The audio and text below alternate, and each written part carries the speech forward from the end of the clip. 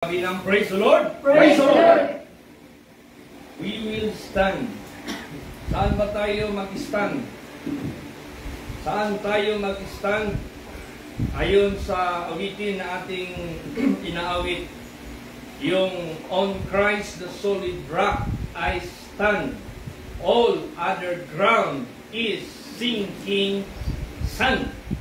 So kung magkamali tayo sa pag-stand o sa pag-tayo, kung saan tayo tumatayo, magkamali tayo, hindi tama ang tinayuan natin, mangyari, pwede itong ikakapahamak natin, lalo na sa ating kaluluwa. At ang kapahamakan niyan ay, alam nyo na, walang hanggang kapahamakan. Huwag na huwag tayo magkamali sa pagtayo para sa ating ikaliligtas. Tatayo tayo sa nag-iisang tagapagligtas. Kaya all other ground is sinking sand. Wala nang iba na dapat tayuan ng tao ng mundong ito. Isa lang, si Jesucristo lamang. Kaya nga ayon sa Acts 4:12, neither is there salvation in any other, for there is none other name under heaven given among men, whereby we must be saved. Ito ka pa talaga, Pastor Chip, wala nang ibang tagapagligtas. Si Kristo lang, ang Diyos lang na lumalang sa langit at sa lupa. Opo, wala nang iba. Alala nyo yung panahon sa baha. Sa panahon ni Noah, ang sumampalataya lang sa Diyos. Sila lang yung naligtas. Yung pamilya ni Noah, lahat ay napahamak. Kung meron pang ibang tagapagligtas, ay meron sanang naliligtas sa iba na pinanggalingan ng ibang tagapagligtas. Ay wala eh. Lahat napahamak. Except lang yung naniwala sa naglalang sa langit at sa lupa na nagsalita kay Noah. At si Noah sumampalataya, sumunod kasama ang kanyang pamilya. Sila lang ang naligtas. So ibig sabihin yan, wala ng ibang tagapagligtas na dapat nating tayuan. Ang Diyos lang. E anong diferensya sa Diyos na lumalang sa langit at kay Kristo Jesus? Walang diferensyon.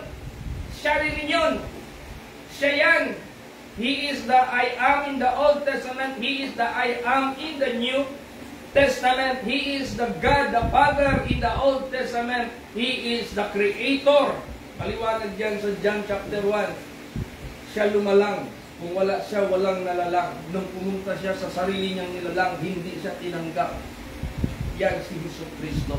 Kaya wala nang tagapagligtas na dapat nating tayuan. Si Jesus Christ lamang. Praise the Lord. Praise the Lord. So ngayon, patunayan natin na tayo ay tumatayo kay Jesus Christ. Paano natin mapatunayan na tumatayo tayo sa Diyos? Tumatayo tayo sa tagapagligtas na nag-iisa. Tumatayo tayo dyan kay Kristo Jesus. Paano natin napatunayan yan? Basahin natin. Philippians 2:13. Sige po, pakibasa. Praise the Lord. For it is God which worketh in you both to will and to do of His good pleasure. Yan! Kung ikaw ay tumatayo sa Diyos, kung ikaw ay tumatayo kay Kristo, siya na ang natutupad sa buhay mo. Kahit yung to will, siya na ang masunod. Kahit paman gagawa ng anumang according sa kanyang pleasure, kailangan ang magawa natin yung according to His pleasure.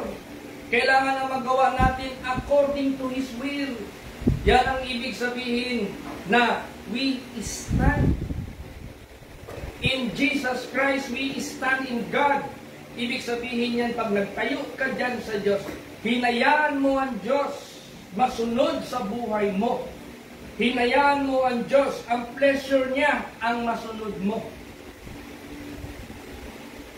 Kung ang pleasure lang natin ang masunod, kinagat ko na yung babae na nagtintal sa akin dito sa Manila noon.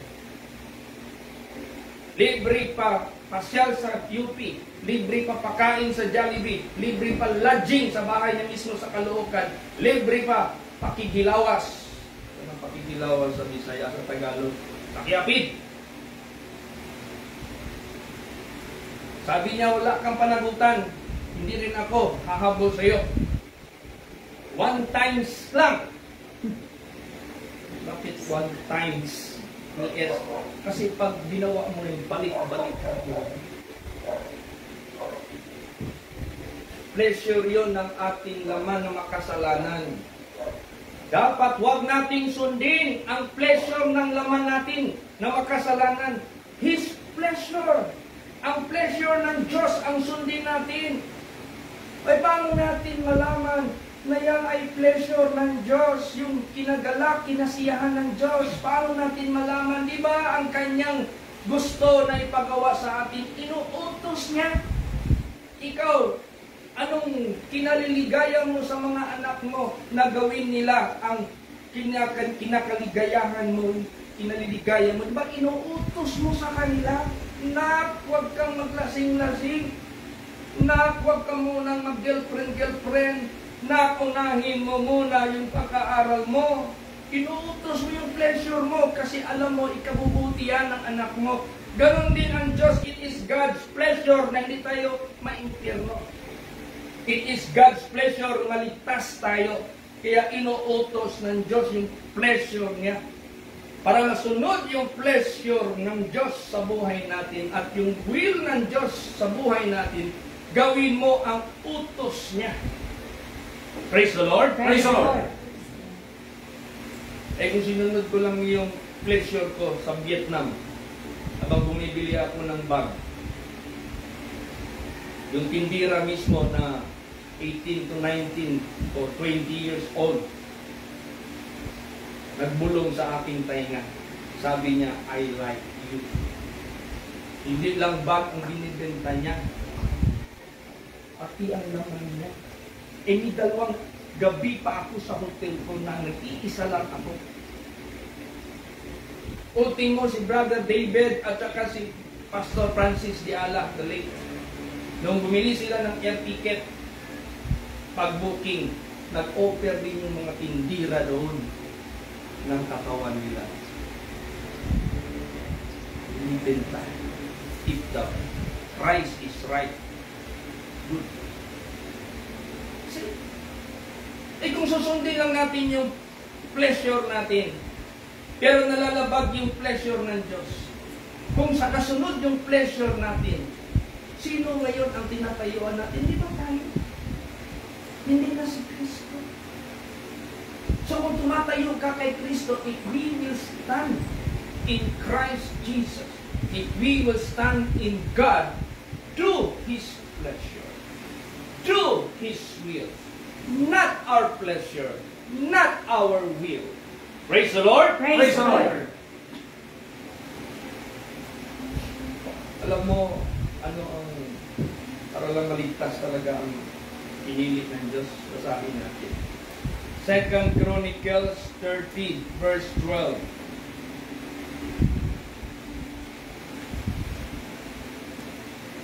Praise the Lord.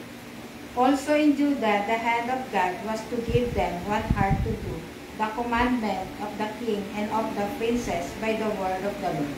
Yan. Para maligtas niya si Judah.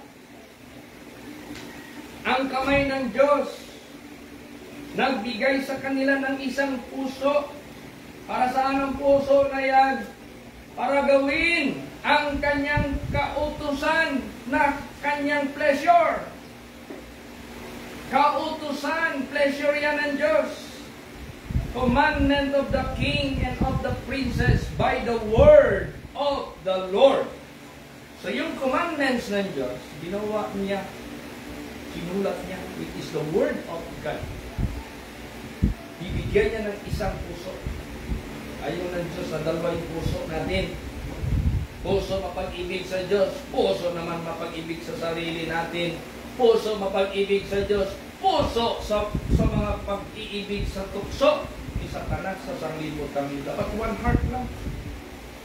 Praise the Lord. Praise the Lord. Bakit one heart? God is a jealous God. Ano pa? Bakit heart? Alam mo, pag nabubuntis yung mga babae na asawa, 1 week, 2 weeks, ang unang malaman ng babae na nabuntis, pintig ng puso. Tapos yung doktor, pag magpunta ka doon sa mga OB-GYN, gamit niya ng stethoscope, gaganin yung puso ng babae, hinahanap yung pintig ng puso ng fetus. Kasi ang unang ma-develop sa tao na nilalang ng Diyos sa loob ng womb ng babae is puso. Hindi utak ang unang ma-develop, hindi pa ang unang ma-develop, hindi bituka ang unang ma-develop. Puso. Because heart is the center of our life. Pag ang puso na-captured, susunod yung utak, susunod yung buong katawan. Pag binigyan ka ng puso ng Diyos na iisang puso, susunod ka sa iisang Diyos. Praise the Lord. Praise the Lord. Okay, ngayon, huwag ka nang magdadalawang puso, ni magdadalawang isip, ni magdadalawang pananampalataya. Isahin mo sa totoong Diyos na lumalang sa langit at sa lupa, na bumaba galing sa langit, nagpakamatay, na nabuhay muli, bumalik sa kanyang pinanggalingan. Siya lang yung pinaka-legit na Diyos at tagapagligtas ng buong mundo. Siya lang, wala nang iba. Isahin mo yung puso mo sa Kanya, hindi ka magkakamali to stand para ka maligtas. Kaya, pag sinabing we will stand, I will stand, ibig sabihin niyan, it is God that is working in you, hindi ikaw, hindi ako.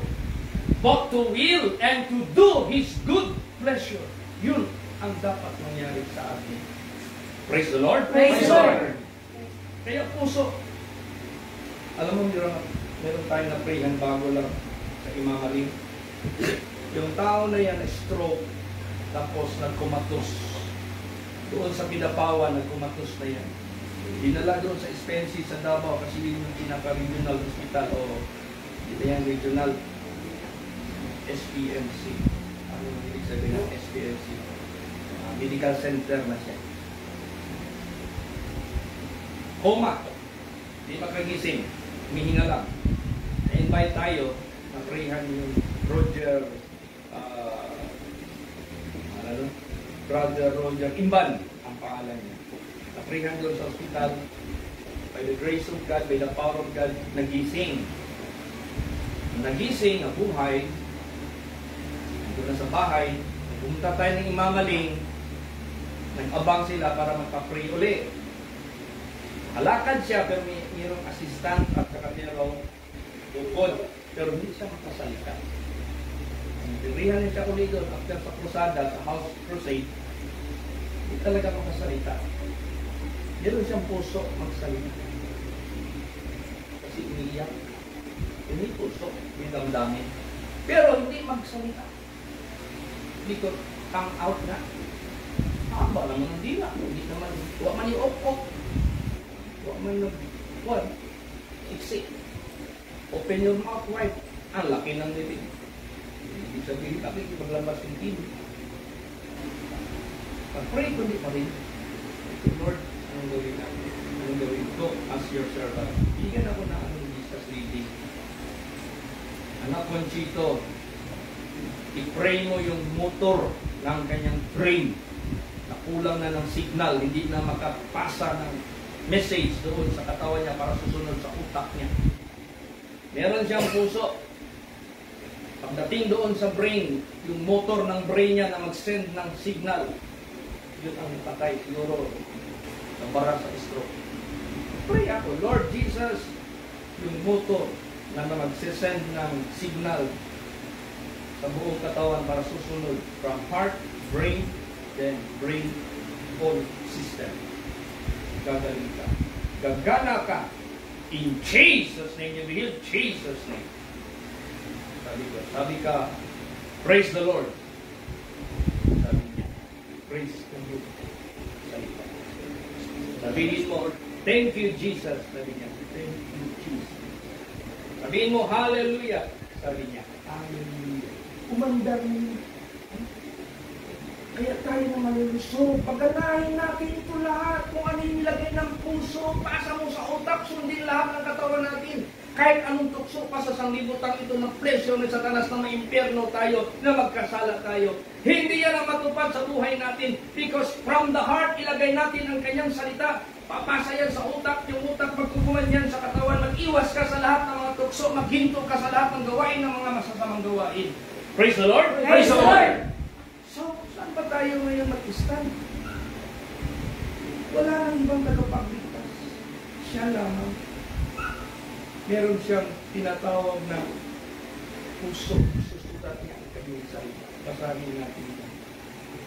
Jeremiah 31:33.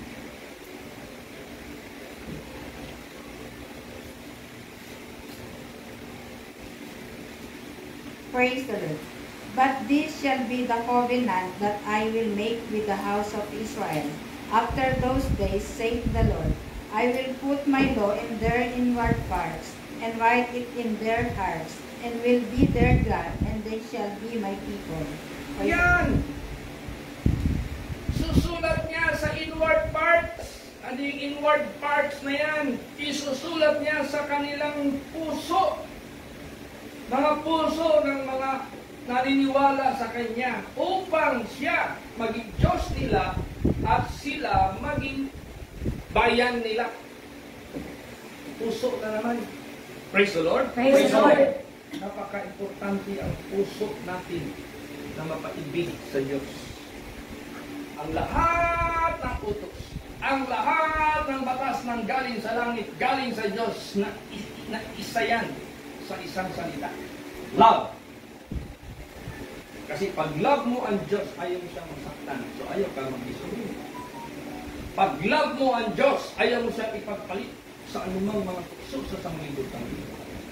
So sa isang word na love, magagawa mo ang lahat ng utos ng Diyos.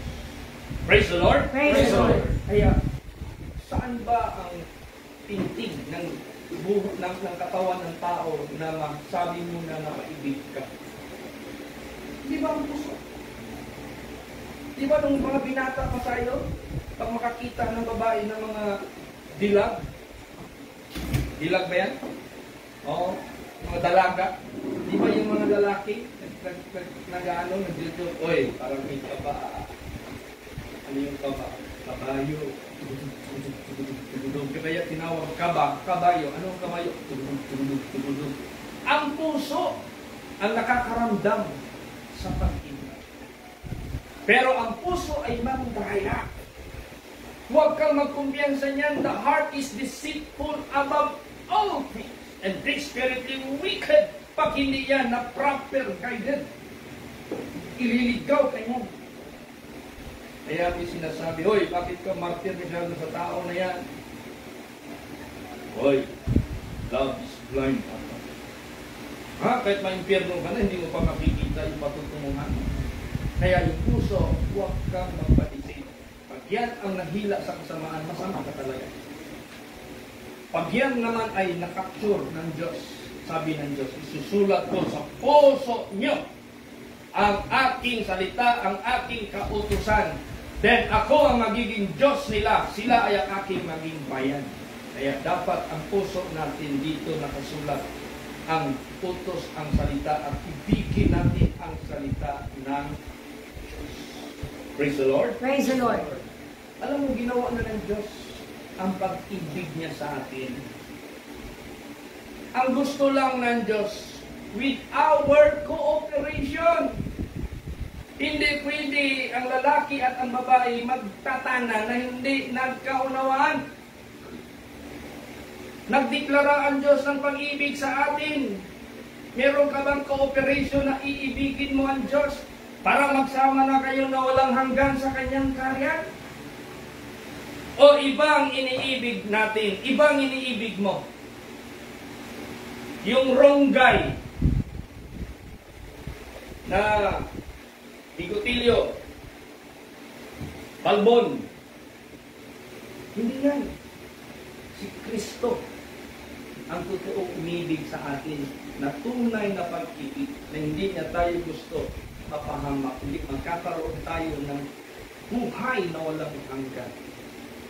Kasi ang tao, dalawang katawan mo, earthy, makalupa, heavenly, makalangit. Earthy, babalik ka sa saan ka galing? Sa lupa. Heavenly, babalik ka doon sa langit. Haharap ka sa naglalang nito, ang Diyos. Ibibigay sa iyo ang iyong eternal destiny. Eternal destiny. Either hell or heaven. Oh, ngayon. Hahanap ka pa kung sino makapagdikta sa iyo. Wala nang ibang galing sa langit. Bumaba sa lupa. Si Kristo lang at bumalik doon at He will be coming back to claim His faithful people. Praise the Lord. Praise the Lord. So, kung kailangan natin ng cooperation, kaya nga dito sinabi, dahil hindi nila tinanggap ang pag-ibig ng Diyos, magpapadala ang Diyos ng strong delusion that they should believe a lie. Who represents life?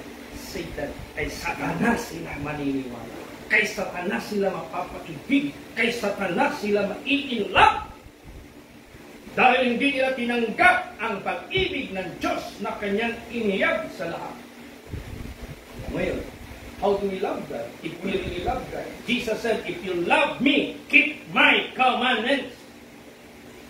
Yun ang totoo. Praise the Lord. Praise the Lord. Kaya nung pinata pa ako, salamat ako kay Jesus Christ dahil yung salita niya isinapuso. Hindi ko nilagay sa tainga pagkatapos labas sa kabilang tainga. Kasi pag dating ng mga tukso na nangyari sa buhay ko na pinahintulot ng Diyos para malaman susunod ba ako o hindi. Epektibo ang salita ng Diyos pag inilagay mo sa puso mo. Hindi at hindi ka magkakasala. Yan yung recovery na action ni David. Minsan nagkasala siya and caused him almost to die spiritually and physically. Kaya sabi na niya, thy word have I hid in my heart that I might not sin against. I have inclined my heart to perform your will. Nagsikap na siya. Ganun sa buhay natin, minsan nagkasala tayo, minsan naligaw tayo. Then, gawin na natin. Ang nararapat natin gawin ang malayo na sa atin ang pagka-backslide. Malayo na sa atin ang pagka-ligaw na naman ng landas. O anong solusyon yan? Ibigin mo ang Diyos. Dahil ibigin ka na ng Diyos. Praise the Lord. Praise the Lord. Basahin natin. 1 Kings 8:58.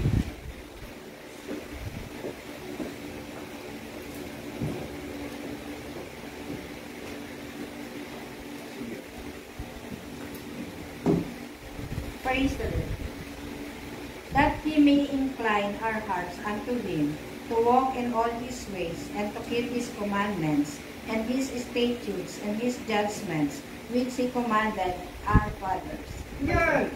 I-incline, ikiling mo ang mga puso ng mga anak ng Diyos. Ikiling natin ang ating mga puso at lumakad sa Kanyang mga daan at ingatan at tuparin, sundin ang Kanyang mga kautusan, ang Kanyang mga lagda, ang Kanyang kahatulan na inutos niya sa ating mga ama.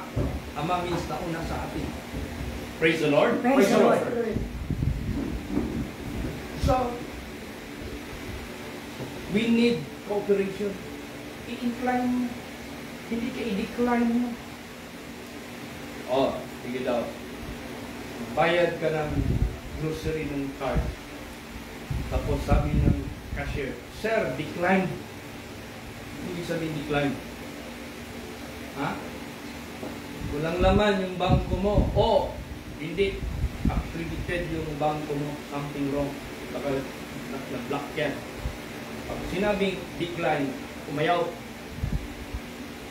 Pag sinabi incline, tumiling yung puso natin sa pag-ibig. So, doon tayo na pag-ibig.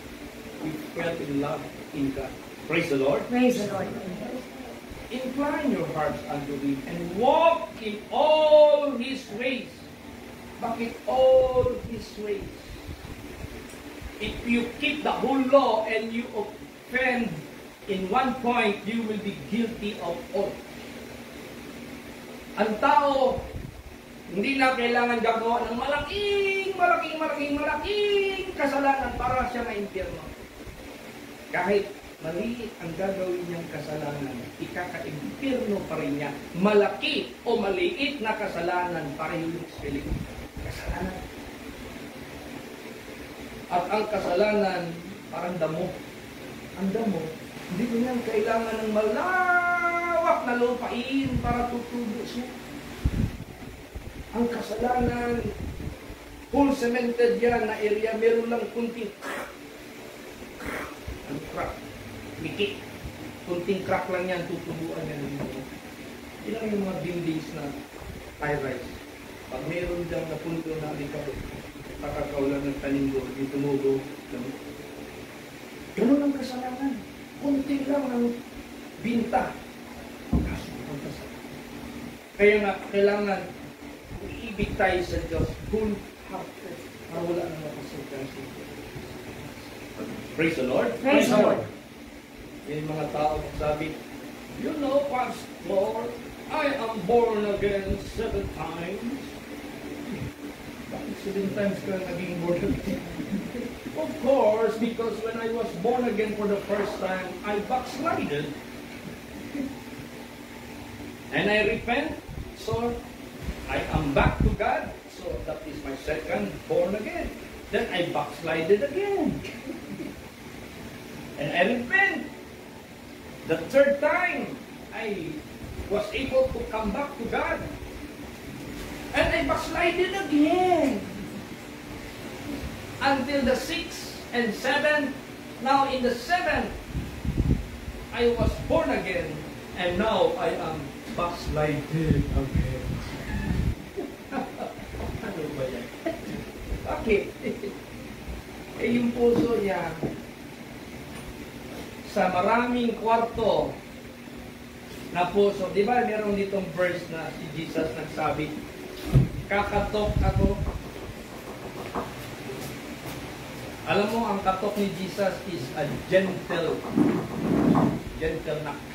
Praise the Lord. Praise the Lord. Bakit matawag natin gentle knock si Jesus?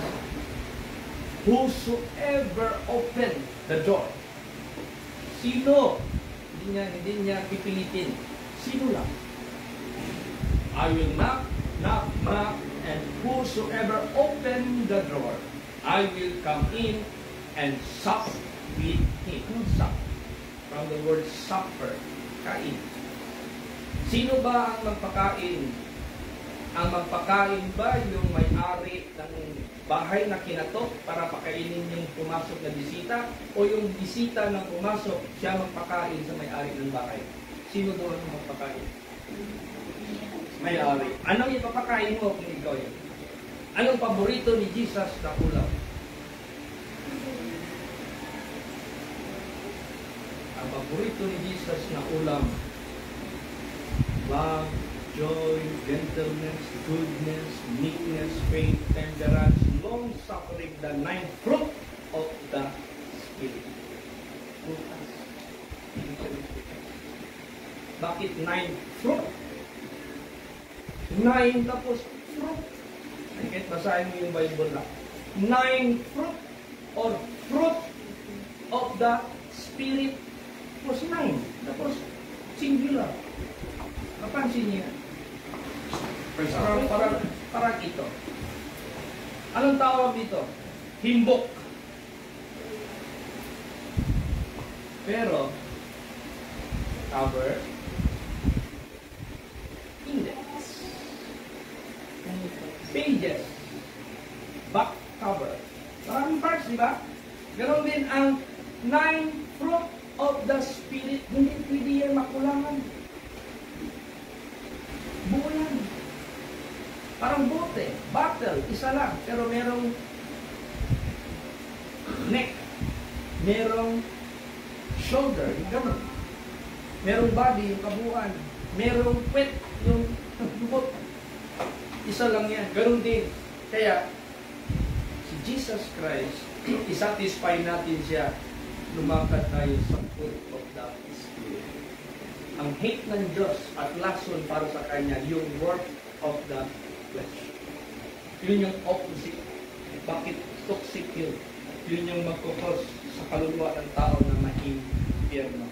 Pero yung 9 fruit of the Spirit, against such there is no law will prevent you to enter the kingdom of God. Wala ng batas na mag-prevent sa iyo. Mag-passport natin yun sa kariyaan.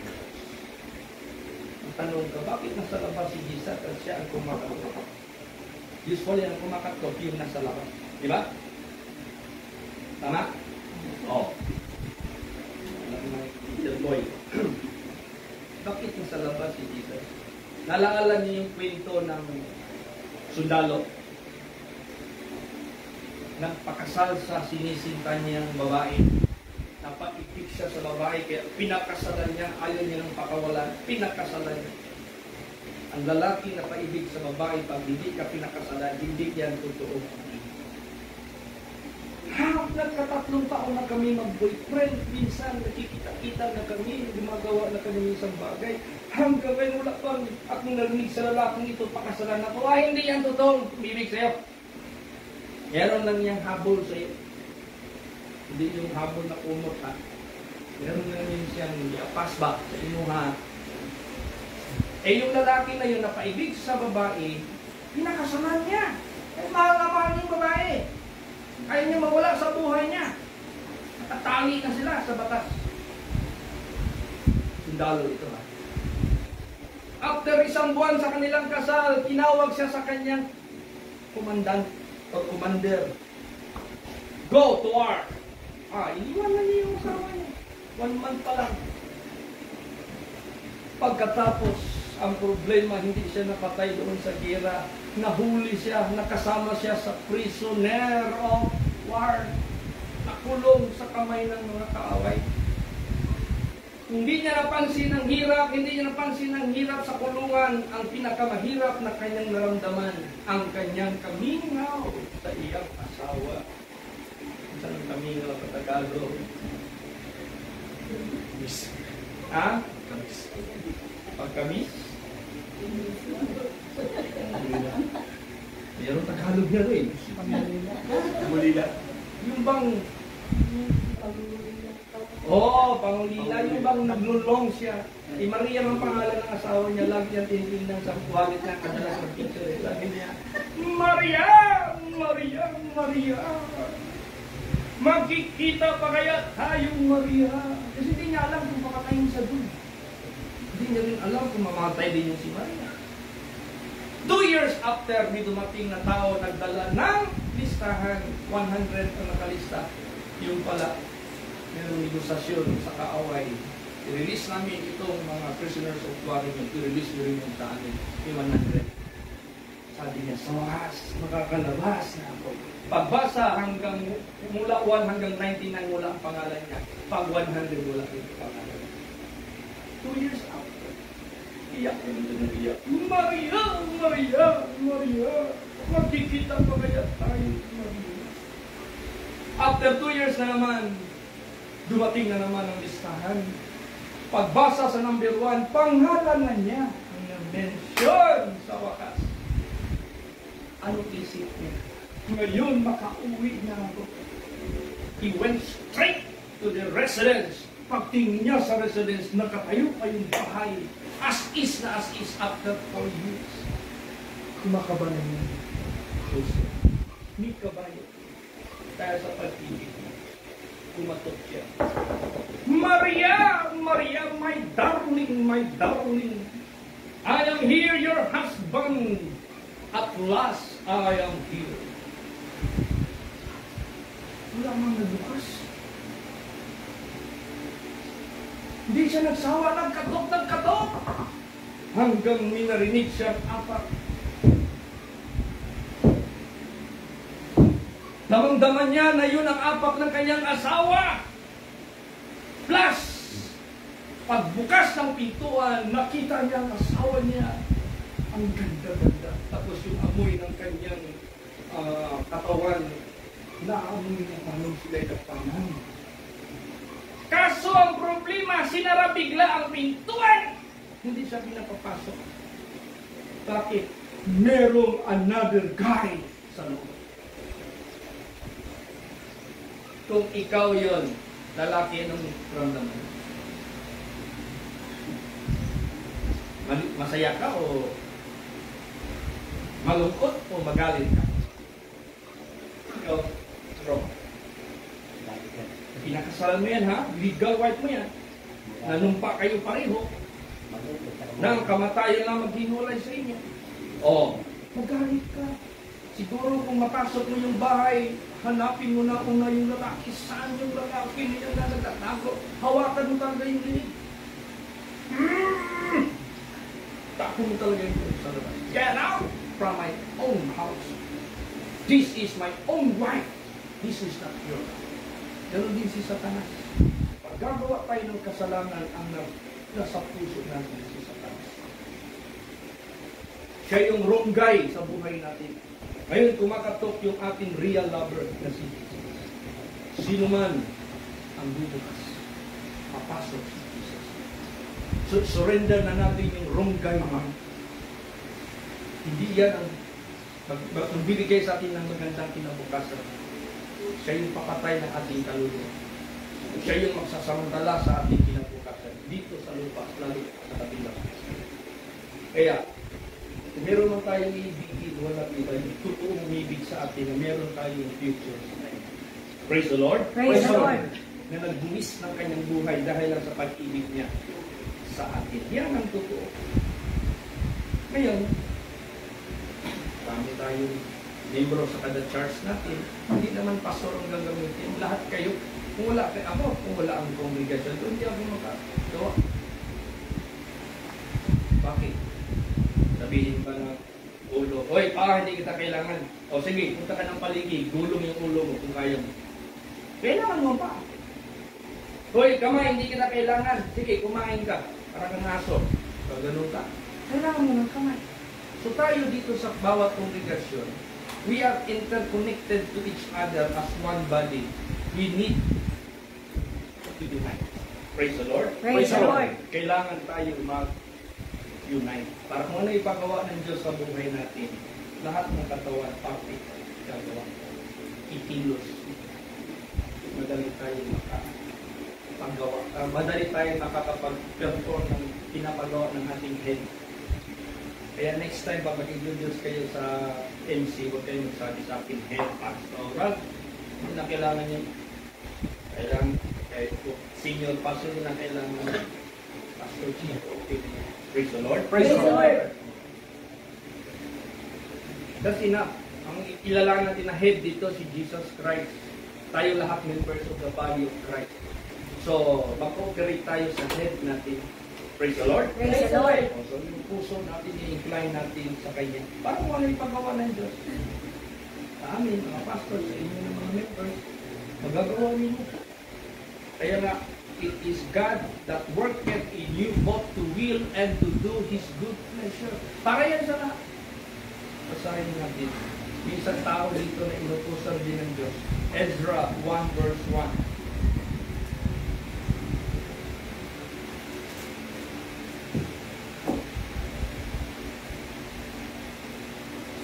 Ezra 1 verse 1.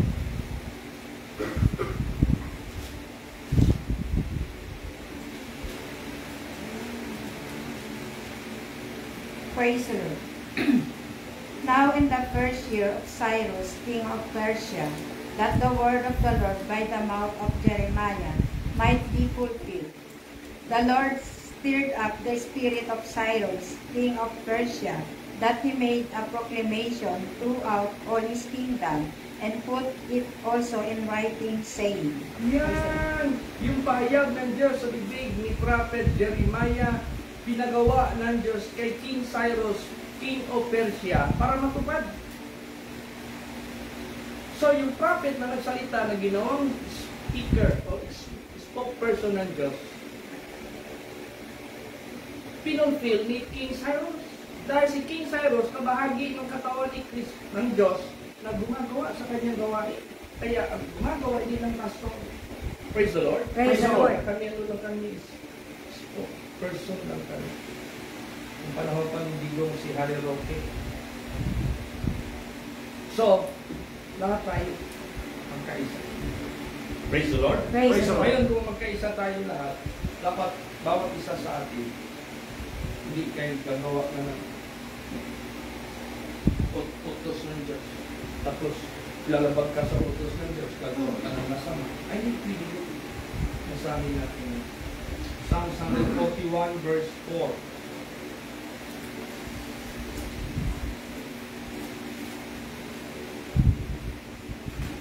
Praise the Lord. Incline not my heart to any evil thing, to practice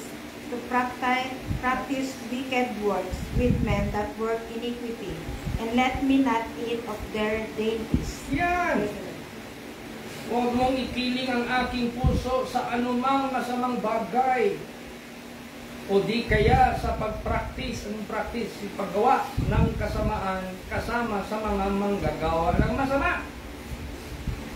Ni huwag akong kakain sa kanilang mga pain. Minsan may tumawag sa akin, Pastor Chief, meron akong sa'yo, i-open, merong case. Anong case? May kaso, anong kaso? Yung babae na tumawag sa akin, mga sundalo daw ito sa ibang bansa, tapos meron na silang nahukay na ginto, tapos nandyan na raw yung ginto, kulang na lang yung pagpadala sa carrier. Ngayon, ako ang pababayarin nila, ako na mag-ari doon sa ginto. Sabi ko, bigay mo na yung ginto sa ngayon. Scammer yan. Praise the Lord. Praise the Lord. Pain yan. Huwag kang kumain sa pain ng job.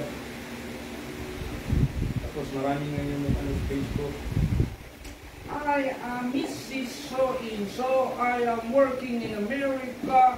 I am business woman in Bitcoin, in binary.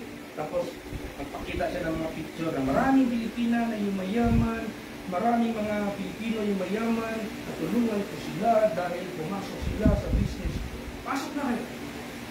Tingnan mo yung mga tao dyan, nagkakapal ng mga pera, nakakamada sa higaan, nakakamada sa sasakyan, minsan pinapaypay na lang sa kapal. Pain yan! Pag sinabi mo, video call nga tayo, ayaw. Ginamit ang account natin para magloko ng mga ganun si Satanas. Huwag kang kumain sa pain ng masamang isip. Alam mo ang gusto ng Diyos sa buhay natin? Maging perfect tayo. Hindi naman tayo gagawa. Pag hinayaan mo ang Diyos gagawa sa iyo, God is perfect. Yung pinapagawa mo sa buhay, perfect ka rin. Praise the Lord. Praise the Lord. Para bang matalino na laging perfect? Tapos ikaw hindi perfect. Uy, pagawa ka naman ng assignment. Perfect siya, perfect din yan. Hindi yung gumawa ng assignment mo. Ganon din sa buhay natin. If we let God work in us both to will and to do His good pleasure, siya naman lang kaya ang gagawa sa buhay mo, sa buhay natin. Perfect ka rin. Praise the Lord. Praise the Lord. Who will make you perfect? Who will make us perfect? Siya na pinapagawa natin. Because He is perfect God. Basahin natin. Hebrews 13:21.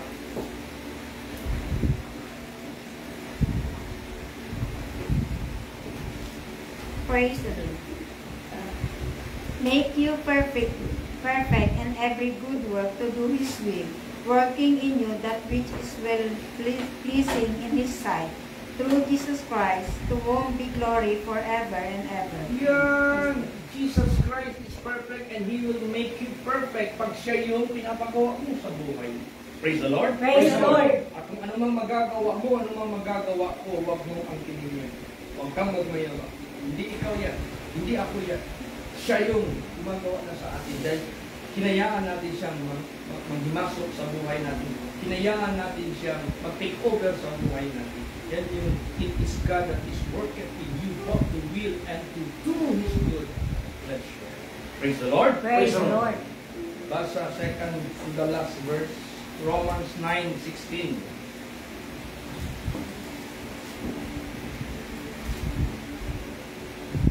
Praise the Lord. So then, it is not of him that willeth, nor of him that runneth, but of God that showeth mercy. Yan, hindi tayo. Hindi sa atin, kundi sa Diyos na naghahayag ng kanyang awa sa atin. Tinutulungan niya tayo. Praise the Lord. Praise the Lord. Hindi niya tayo hinahayaan. Siya yung gumagawa na sa atin. Kaya, yan ang gawin natin. Nayagan ni Jesus yung pag-ibig niya sa atin. Ibigin natin. Welcome natin. Alam mo nung kasal last Monday, dito na ako, yung kasal ni Kajay, anak ni Pastor Joe. Nung nag-reception na kami, nagbigay man ng word of God na itong kasal, yung pamilya ng lalaki, pamilya na rin ng babae. Yung pamilya ng babae, pamilya na rin ng lalaki. Ganun po yan. Ikaw, parents ng babae, kung kayo malungkot na nawalan kayo ng anak, na dagdagan kayo ng anak na lalaking anak, ikaw naman parents ng lalaki, huwag kayo makiyak-iyak sa lungkot dahil nawalan kayo ng breadwinner. Hindi, nadagdagan kayo ng anak na babae. Kasi marriage is a union of more than two families. Praise the Lord. Praise the Lord. Yes, pag-reception na, nag-awit sila ng welcome to the family. Tapos tumayo yung pamilya ng babae, pumunta doon sa pamilya ng lalaki. Tapos ang pamilya ng lalaki naman, pumunta na naman doon sa pamilya ng babae. Nag-join sila, welcome to the family. Praise the Lord. Praise the Lord. Ganun na ganun ang ating buhay. Welcome natin ang Diyos sa buhay natin. Last verse, Ephesians 1:9.